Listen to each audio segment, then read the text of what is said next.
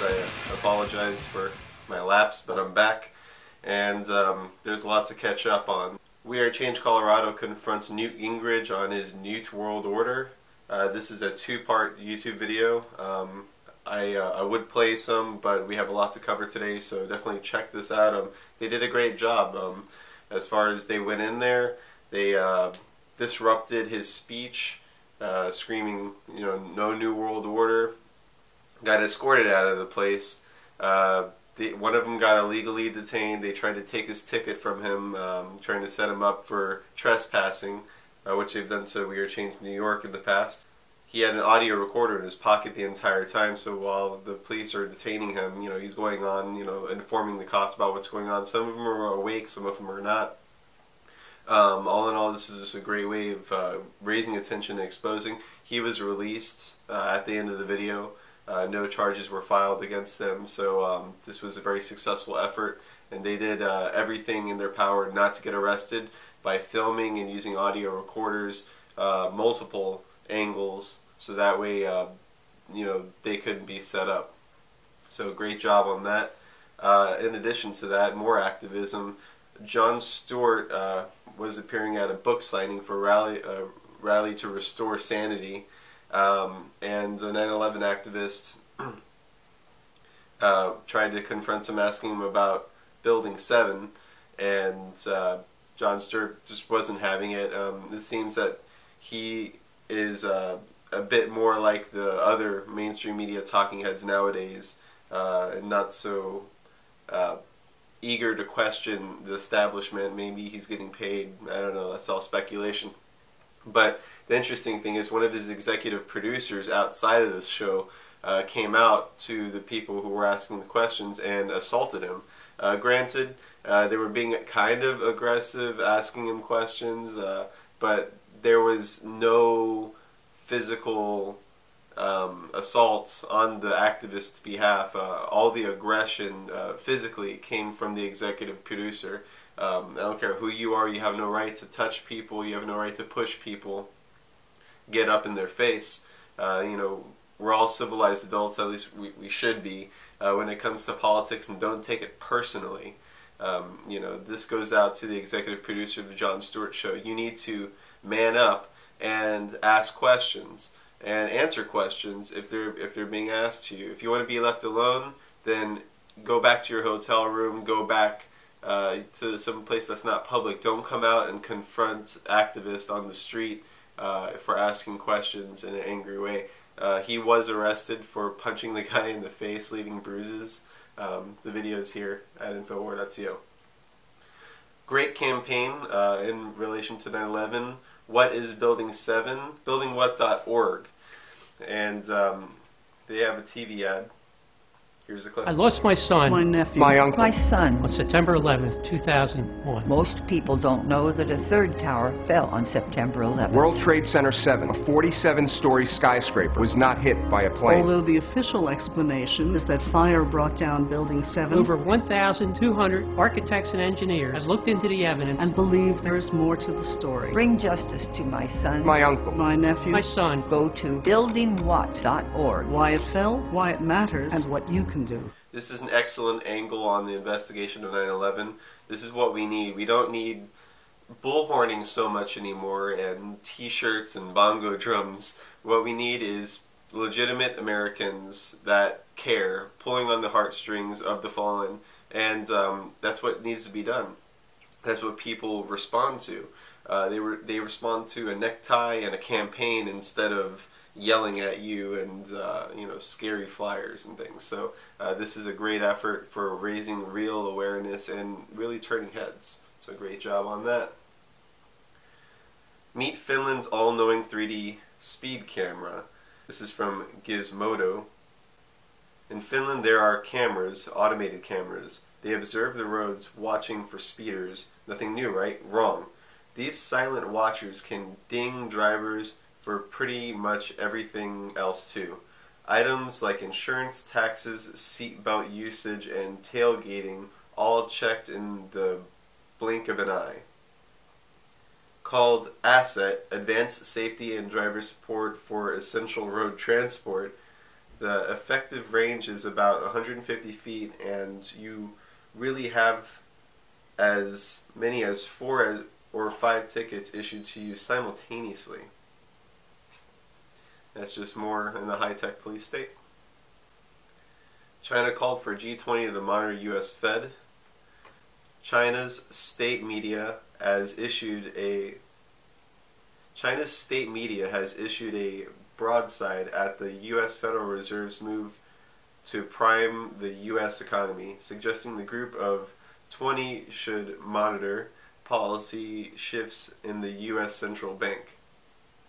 The Xinhua news agency said in a commentary the Fed was risking the global recovery by following its own track for economic revival by spending an extra $600 billion buying treasury bonds to stimulate the U.S. economy.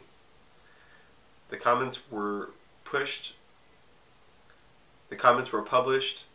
just days ahead of 2 key summits, this G20 meeting in Seoul and the Asia-Pacific Economy Cooperation Forum in Yokohama, Japan, that are expected to focus on replacing global trade.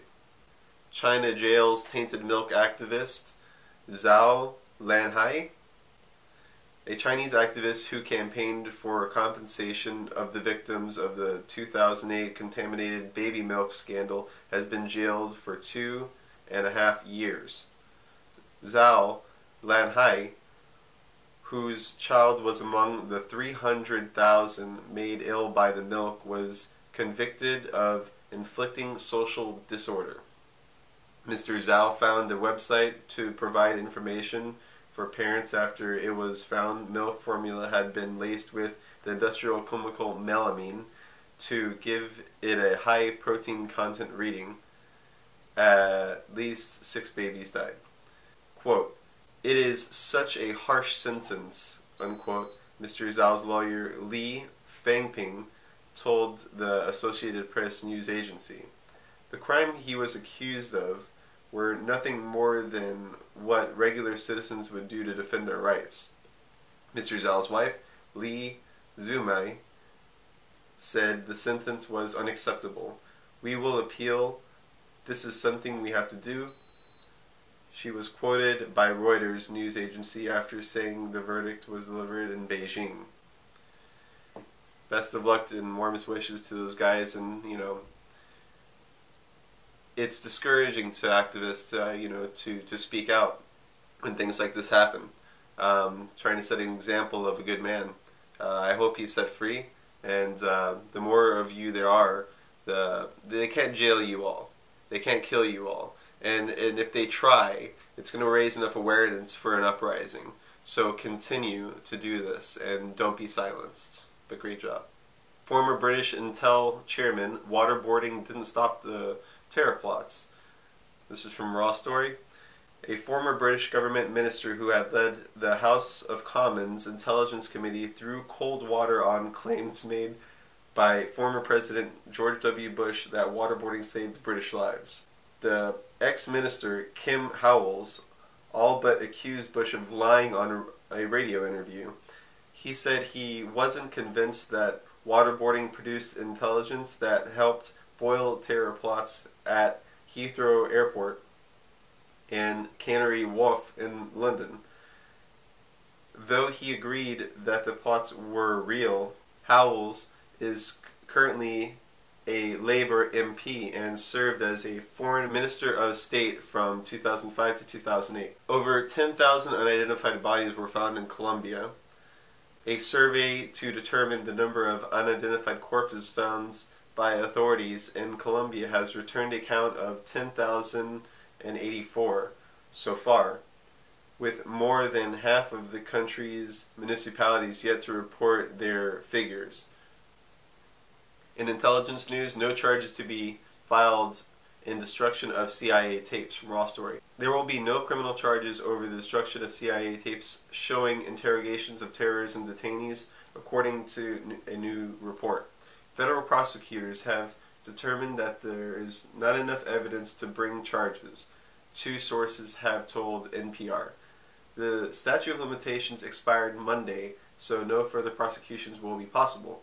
A few of the tapes allegedly contained evidence showing the interrogation of two detainees, Abu Zubaydah and Abd al-Rahim al-Nashiri. Intelligence officials told NBC News that one of the tapes showed Zubaydah being waterboarded. Other tapes contains innocuous images of other detainees. The CIA reportedly destroyed the tapes in November of 2005. The Senate Intelligence Committee's Democratic chairman, Senator J. Rockefeller, of course, learned of the destruction in November 2006. The Attorney General Michael McCasey named Assistant U.S. Attorney John Durham to lead the investigation in 2008. Look out, your medicine is watching you. The initial program will use one of the Swiss firm's established drugs taken by transplant patients to avoid organ rejection, but Trevor Mundell, global head of development, believes the concept can be applied to many other pills. We are taking forward this transplant drug with a chip, and we hope within 18 months to have something that we will be able to submit to regulators, at least in Europe, Mundell told Reuters Health Summit in New York. I see the promise as going much beyond that, he added. Novartis agreed in January to spend $24 million to secure access to chip-in-a-pill technology developed by privately owned Proteus Biomedical and Redwood City, California, putting it ahead of rivals. Creepy. TSA groping is out of control. Here's a clip. Become abusive, even X-rated. For arguing with a TSA agent, this woman winds up being slammed to the floor. She's filed a lawsuit. I kept begging them over and over again, get off of me, get off of me, get off of me, and they wouldn't stop. And it wasn't enough for another woman to show TSA agents nipple rings that set off a metal detector. The agents forced her to take them out. I had to get the pliers and pull it apart. Here in Chicago, we watched as passengers like this man are subjected to exhaustive security checks. He's patted down, his wheelchair is examined, and his hands are swabbed, all in public view in a see-through room at the security checkpoint. And he's not alone. It's humiliation. 71-year-old Robert Perry was also taken to a room like this by a TSA agent when his artificial knee set off the metal detector. He yelled at me, "No, get the belt off. I told you to get the belt off." So I took the belt off. He ran his hands down over and pulled the pants down. They went down around my ankles. In another report, TSA gives figurative middle finger to airport molestation complaints. If you leave items in your pockets, you may be subject to additional screening. It's the latest tactic in the TSA's ever-evolving approach to aviation security. Full-body scanners able to peer underneath clothing. And for passengers who opt out of the scan, a much more personal full pat-down with officers now using the front of their hands and more vigorously searching for weapons and explosives. The TSA chief says it's a direct response to Al-Qaeda. So due to this outrage, Infowar.co is going to be having a modest protest at the Orlando International Airport, OIA, this Sunday, which is November 14th at 1 p.m. at the security checkpoint. So come on out to the airport if you're here in Orlando. Nothing fancy. Can't be too fancy or else, they're not going to like it too much, but they're going to feel uncomfortable. We're going to be informing people to opt out, and we're going to try to make it a point to get as many people as possible not to go through these naked body scanners while informing them. No bullhorning, just conversations. That's this week in review. I'll be back next week if I don't get another terrible cold. I hope you had fun this week, and if you're in Orlando, I hope to see you on Sunday. This is the news from the front.